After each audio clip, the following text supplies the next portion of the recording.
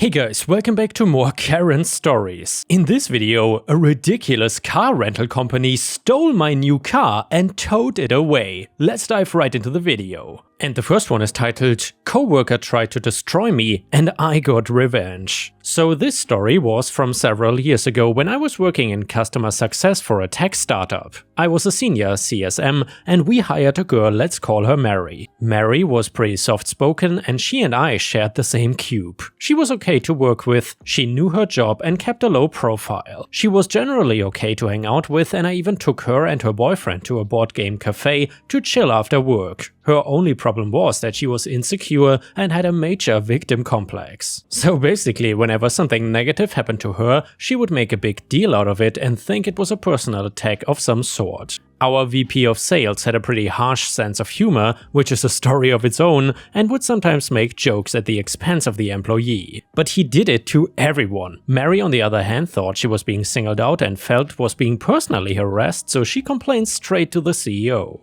I thought it was kind of going nuclear, but the VP stopped making those mean statements, so I thought it worked out for the better. A few months later, one of the customers complained that Mary was being overly hostile. There had been a misunderstanding, and again, Mary thought she was being singled out. The director of CS had to step in and tell Mary that was not okay, and things began to spiral very quickly. Mary started ranting about the director and the client in our cube, an open cube people all around us could hear, and word reached the director. She was called into a meeting the next morning and told, "The company feels that you are no longer a fit," and gave her 2 weeks notice to find a new job. When she gets back to her desk, she goes off at me because she took "the company" to mean literally everyone in the office. She thought everyone was plotting against her and setting her up to fail. I had no idea that was coming and got blindsided when I was trying to be supportive. Then she says, "I cannot stand you anymore, you've been nothing but a backstabber," and goes back to the director and says forget the 2 weeks, she's quitting right away,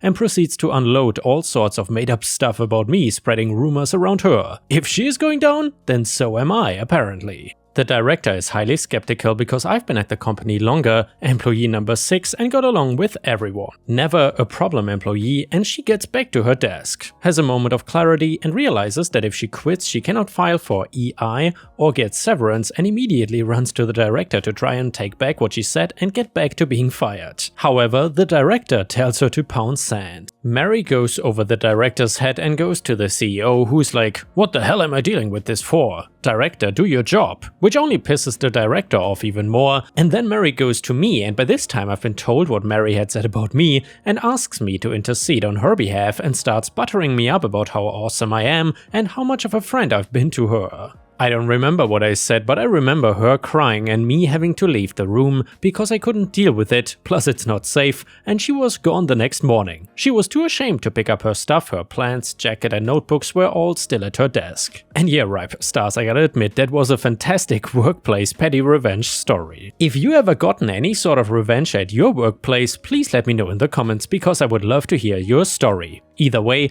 the next one is the title story, and it starts like this. For context, this story did not take place in the United States. So I never thought buying my first car would lead to a legal battle that would change my life forever. But here I am looking back on a wild ride that started with a simple Facebook marketplace listing and ended with me taking on a multi-million-dollar car rental company and winning. My name's Alex and I was just your average 23-year-old trying to make it in the big city. Fresh out of college with a mountain of student debt, I was working an entry-level job at a local marketing firm. My tiny studio apartment was a 45-minute bus ride from work, and let me tell you, those early morning commutes were slowly killing my soul.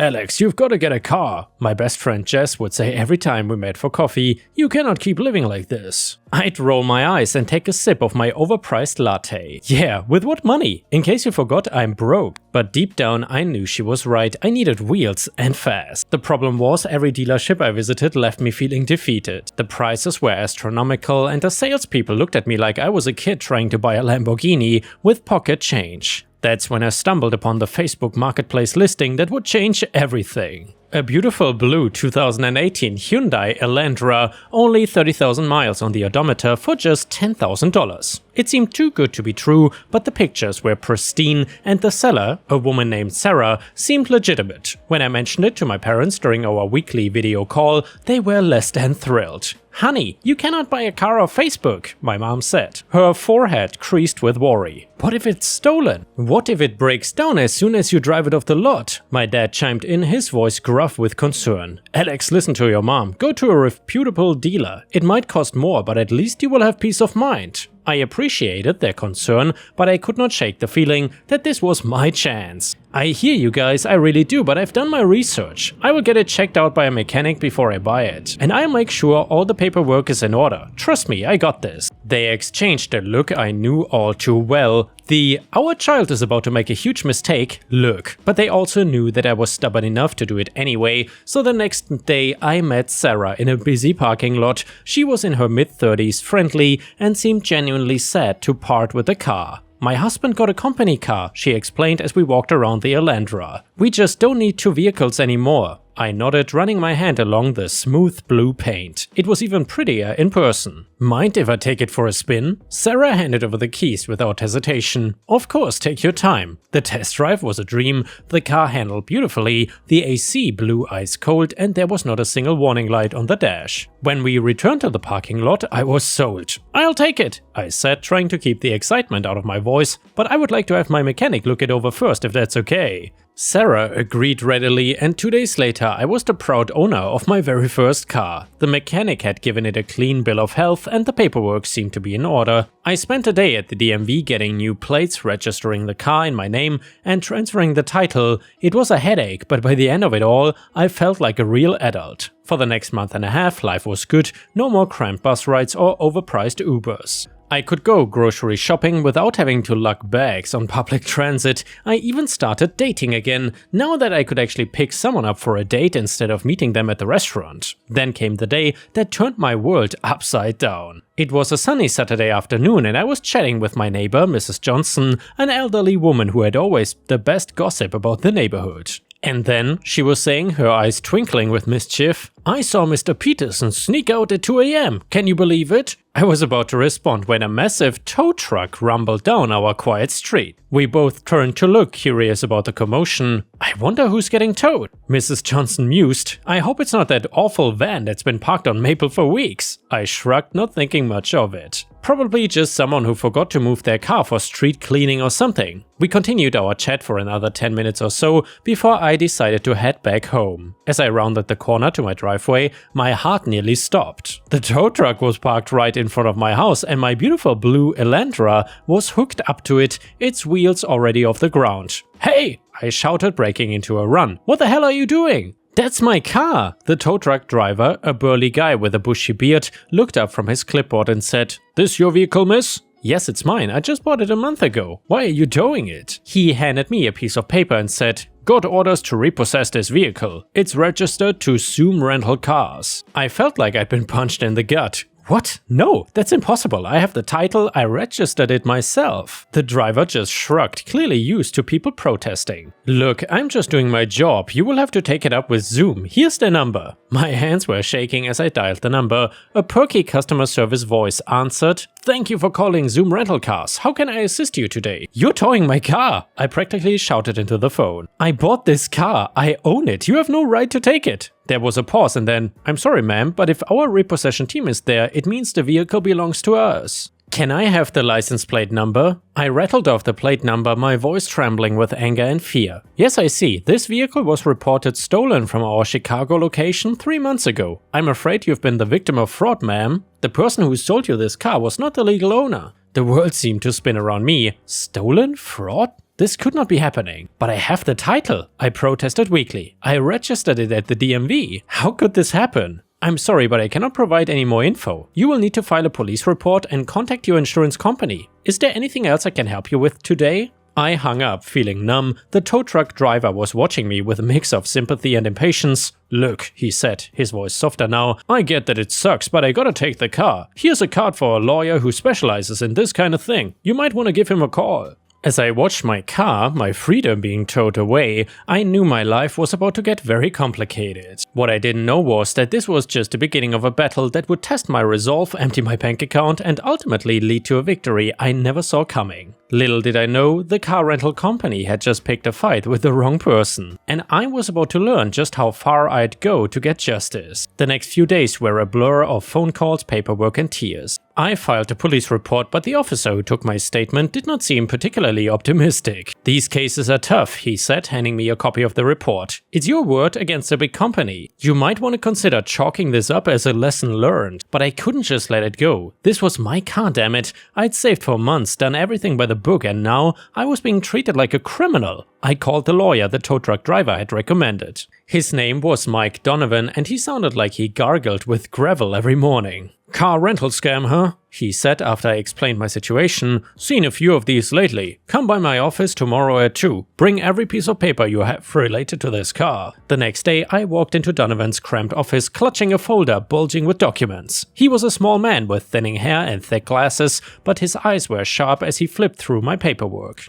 "Well, kid," he said after what felt like hours, "you've got yourself a mess here, but I think we might have a case." I leaned forward, hope blossoming in my chest. "Really? How?" Donovan tapped the title document. "This is legit. The DMV processed it, which means as far as the state is concerned, you're the legal owner of that car. Zoom can claim it was stolen all they want, but they're gonna have a hell of a time explaining why they didn't report it for months." "So what do we do?" I asked. He grinned, and for a moment he looked like a shark that had just smelled blood in the water. "We sue them. For the car, for damages, for every penny we can squeeze out of them. But I warn you, this won't be easy. Zoom's got deep pockets and a team of lawyers. Are you sure you want to do this?" I thought about my empty driveway, the bus rides I'd have to start taking again, the smug voice of the Zoom customer service rep. My jaw clenched. "I'm sure." Donovan nodded. "Alright then, let's get to work." The next few weeks were a crash course in the legal system. We filed a lawsuit against Zoom rental cars claiming wrongful repossession and demanding the return of my car plus damages. Zoom's lawyers responded with a motion to dismiss, arguing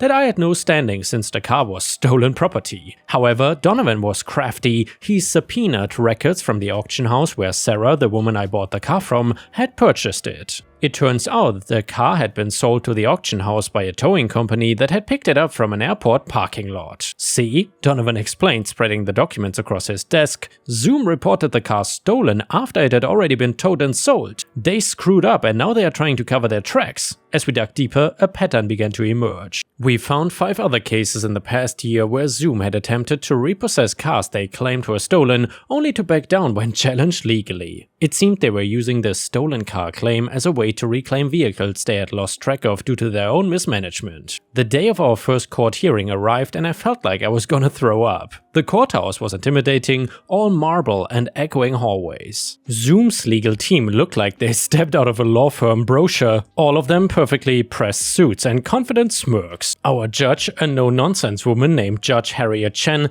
peered at us over her reading glasses. "Alright, let's get started, Mr. Donovan. Please present your case." Mr. Donovan stood, straightening his slightly rumpled tie. "Your Honor, my client Alex Thompson is the victim of a grave injustice. Zoom Rental Cars has illegally repossessed a vehicle that Ms. Thompson legally purchased and registered. We have evidence that Zoom's claim of theft is, at best, a result of their own negligence and at worst a deliberate attempt to defraud innocent consumers." Zoom's lead attorney, a slick-looking guy named Bradley Warren, scoffed. "Your Honor, this is ridiculous. The vehicle in question was stolen from our client." Ms. Thompson may be an innocent victim, but that doesn't change the fact that she's in possession of stolen property. Judge Chen held up a hand. "Mr. Warren, can you provide documentation of when the vehicle was reported stolen?" Warren hesitated just for a second, but it was enough for me to see a crack in his confident facade. We are gathering that information, Your Honor. There seems to have been some clerical error in our reporting system." "Your Honor, we have documentation showing that the vehicle was sold at auction months before Zoom ever reported it stolen. This is not a clerical error, it's gross negligence at best and fraud at worst." The hearing went on for hours, with both sides presenting arguments and evidence,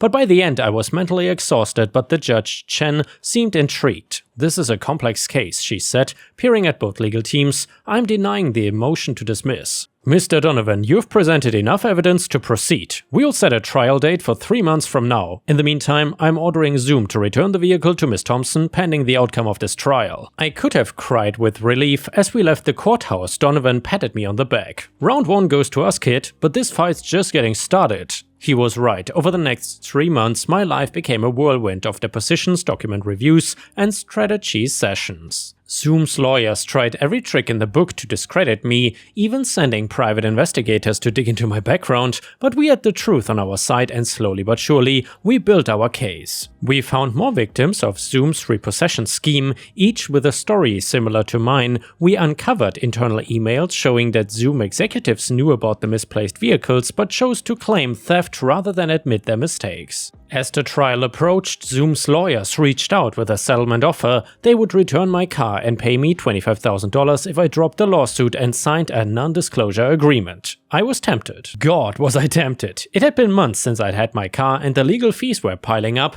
but then I thought about all the other people Zoom had done this to, people who might not have had the resources to fight back. No deal, I told Donovan. We are seeing this through. He grinned, looking prouder than I'd ever seen him. That's my girl. Let's go make some corporate lawyers cry. The trial lasted 2 weeks and it was the most stressful experience of my life. I had to testify, recounting every detail of my car purchase and the repossession. Zoom's lawyers tried to paint me as naive at best, complicit in car theft at worst, but Donovan was brilliant. He called witness after witness, former Zoom employees who testified about the company's shady practices, other victims who had had their cars wrongly repossessed. By the time he was done, Zoom's reputation was in tatters. Finally, after what felt like an eternity, the jury returned with their verdict. As the forewoman stood to read it, I gripped Donovan's arm so hard I'm sure I left bruises. In the case of Thompson vs. Zoom Rental Cars, we fight in favor of the plaintiff. We award Ms. Thompson compensatory damages in the amount of $50,000 and punitive damages against Zoom Rental Cars in the amount of $200,000. The courtroom erupted. I sat there in shock, barely able to process what I had just heard.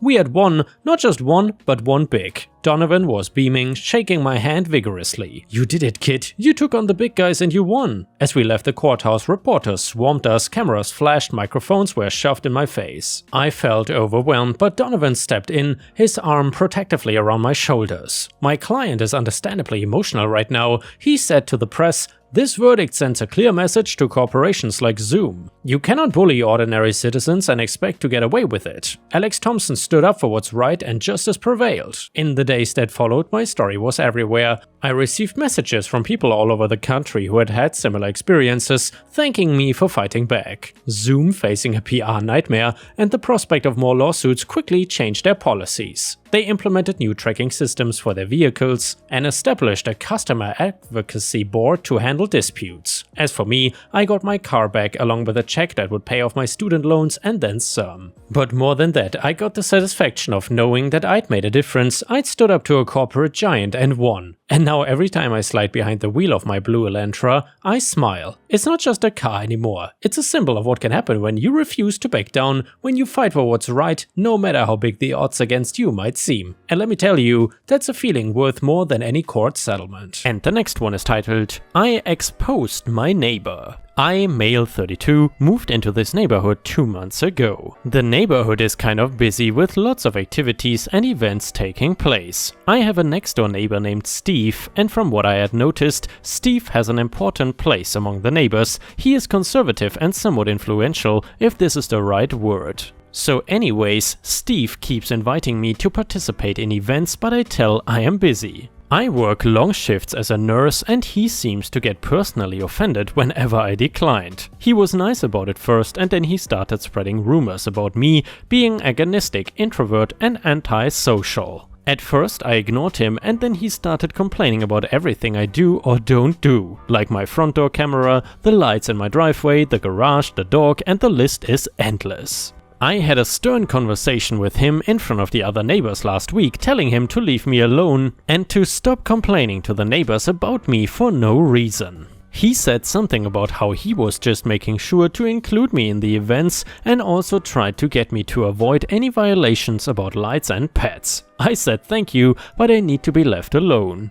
Apparently, I pissed him off because he sent me a private text basically berating me for calling him out on harassment towards in front of the neighbors. He then cussed me out, and here is what he said, copy and paste. "No one likes you in the neighborhood anyway. You're an inconsiderate slob and a jerk. Just go away. You won't be missed and no one cares about you or your pathetic dog." I was shocked that this type of word choice came from a religious dude like him. I had it, I took a screenshot and shared it with the neighborhood group chat. There was silence on there, but in the end Steve came over this morning, lashing out about how I am basically trying to ruin his reputation in the neighborhood and turn the neighbors against him by sharing a private text that only I was meant to see. He yelled about how he cannot even show his face at the church. I argued with him and then told him to F off and shut the door closed. I went to work and that was the last time we spoke. I did get a couple of calls from some neighbors about it, which makes me think maybe I should not have shared the text. Am I the a-hole? And yeah, Ripe Stars, I'm curious what you think about this. Do you think that OP is the a-hole for sharing the awful text messages of this douchebag neighbor? Let us know in the comments what you think, and personally I would say, if you are a douchebag in private like this neighbor, then you should not be concerned about also being a douchebag in public. If someone would send me a text like that, I might as well also post it for everyone else to see. Anyways, a user in the comments said, "I would highly recommend you to take measures to protect your safety. I'm getting some Dateline episode in the making vibes from this. Someone like this who is unstable and is easily embarrassed and prone to viewing himself as a victim is a serious problem waiting to happen. Please be careful and don't underestimate the kind of behaviors of which people are capable of." Another person said, "Not the a-hole, but watch your back and definitely make sure he cannot harm your dog. He sounds vicious and will probably try to escalate." And yeah guys, with this we have reached the end of the video. However, if you cannot get enough of my content, please don't forget to subscribe to the channel to not miss any of my daily uploads. And also check out my podcast by searching for Ripe Stories on Spotify, Amazon, Audible and other podcast platforms. You will often find exclusive episodes and early access to new content. Furthermore, please check out my Patreon by going to patreon.com/ripeyoutube or my YouTube membership program for even more exclusive stories. Thank you so much, and I will see you again tomorrow.